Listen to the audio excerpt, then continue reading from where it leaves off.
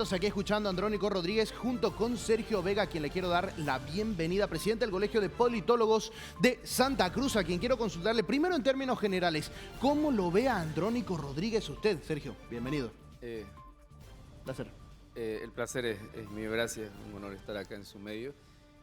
Bueno, en primero considero que no sé si llamarle un tipo de virtud el tema del comportamiento de Andrónico o quizás sea algo parco para la sociedad, porque vemos que o es un tipo muy mesurado, que esa mesura quizás la gente ya empieza a interpretar como que es un mar de imprecisiones, que no define ideas.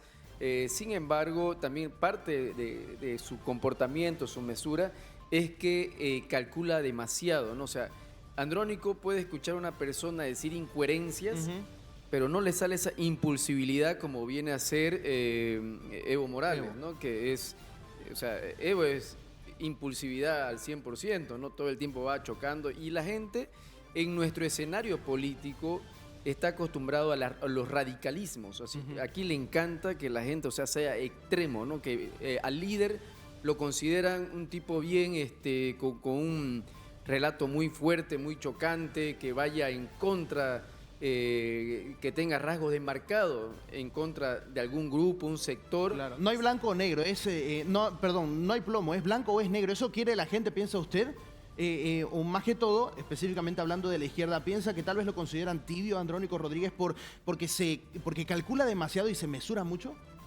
Precisamente, ¿no? Por el tema quizá a él le afecta el hecho de que su profesión, de él compartimos la misma profesión, entonces considero que al ser muy calculador y quizá escucha a una persona decir incoherencias y él no se lo dice, ¿no? ¿Por qué? Porque está calculando quizá a un futuro, en vez de chocarme por algo, también le ha permitido ser más de 3, 4 veces ganar la presidencia de la Asamblea Legislativa. En efecto, para los grupos radicales es chocante y no lo absorben, ¿no? Ahora hay que ver si en un proceso donde hay una multifragmentación de todas las fuerzas políticas, tanto de izquierda y de derecha, si realmente la figura que se tiene que imponer es alguien con un comportamiento bien agresivo o alguien que realmente genere los consensos para gobernar. Puntual, ¿esto le va a ayudar a captar a un nuevo público o solo está dirigiéndose al público que ya tiene conquistado?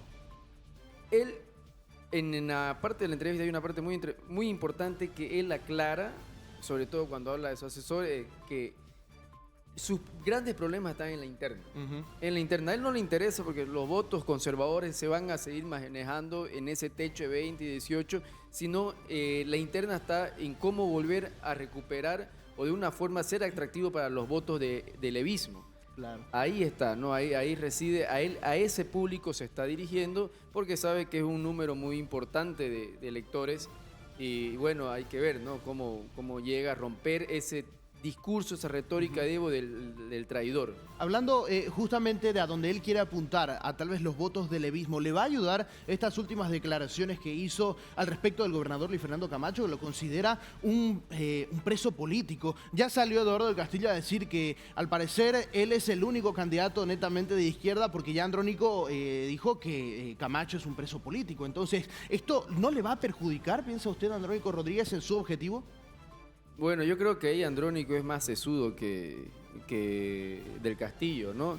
Inclusive más mesurado en el sentido de que él sabe, se ubica en tiempo y materia en qué lugar está dando la entrevista y por supuesto Santa Cruz es algo muy sensible hablar sobre el tema de Luis Fernando Camacho y sabe también que en Santa Cruz, al ser uno de los lugares con electores que puede definir una elección, hay un gran marco de personas que los indecisos son, o sea, hay una comunidad de indecisos demasiado grande y puede llegar a captar, no al 100%, pero con que saque un 10, 15, 20% de ese 100% indeciso, le va a sumar, ¿no? Entonces, claro, él calcula, todo el tiempo está calculando.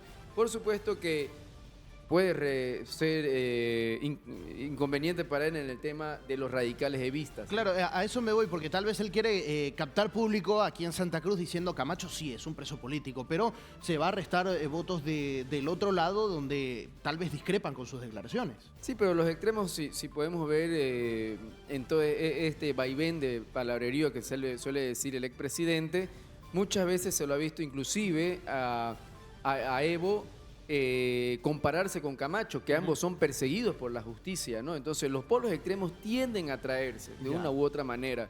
Entonces, o sea, va a haber un grupo radical no muy grande que sí le va a afectar, pero en la gran mayoría de la colectividad que sí ven que Camacho es un preso político, por supuesto que él tiende a llegarle con este otro discurso que es negativo para el masismo, ¿no? Claro, ahora algo que ha generado también no solo expectativas, sino hasta podríamos decir escándalo, es quién está financiando la campaña de Andrónico Rodríguez y específicamente a su asesor Antonio Gutiérrez Rubí, que decía Andrónico que el presupuesto para pagarle un sueldo, vamos a decir así, no supera los $300.000, pero $300.000 es hartísima plata para un senador que gana 22.000 bolivianos.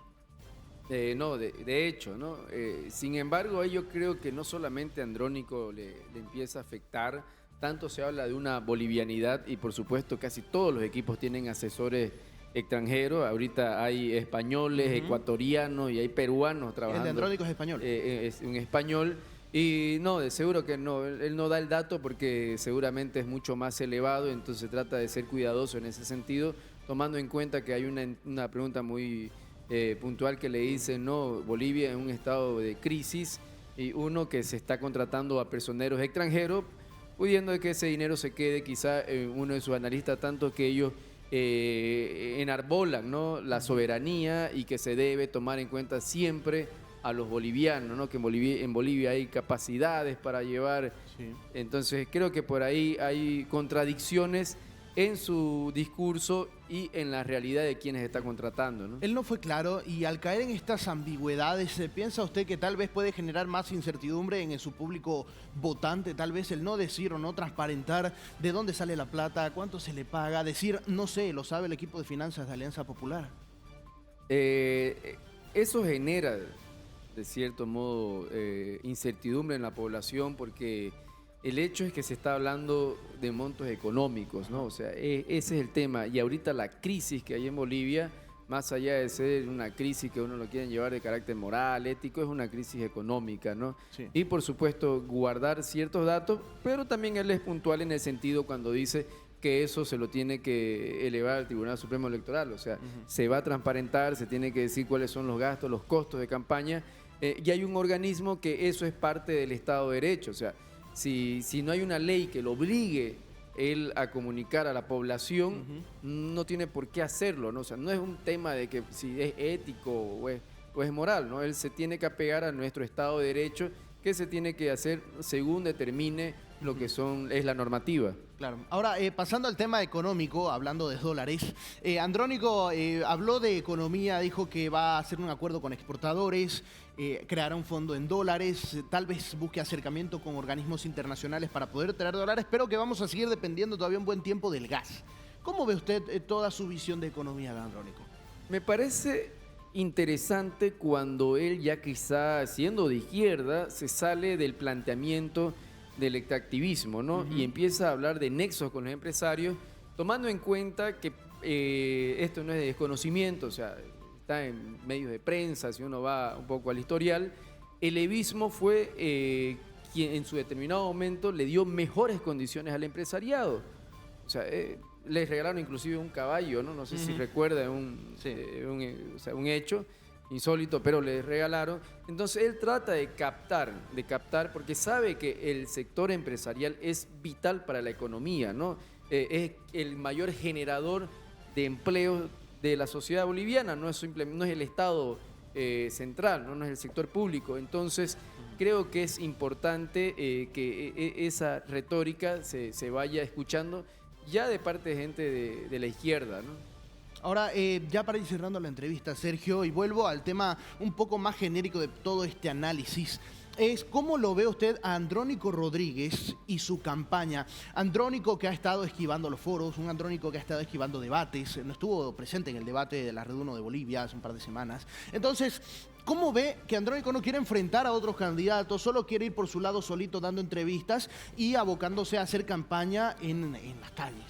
Bueno, esa es una regla clara de una estrategia de su mentor del levismo, ¿no? Eso es una estrategia que yo voy a debatir con el pueblo, decía, ¿no? Yo hago nexos y negocio con el pueblo y no con los neoliberales, ¿no? Entonces, por ahí él va desarrollando su campaña, que cada quien es libre. Ahora, si en algún determinado momento, nuevamente, yo me apego a lo que nos explica el Estado de Derecho, si la ley le obliga o existe una ley que realmente obligue a ello, pues tendrá que enfrentarse. Mientras no esté escrito, él no tiene por qué, o sea, no hay algo que lo obligue, ¿no? Claro, pero ¿no ve tal vez que sea una falta de capacidad de enfrentar a otros candidatos y sus ideas?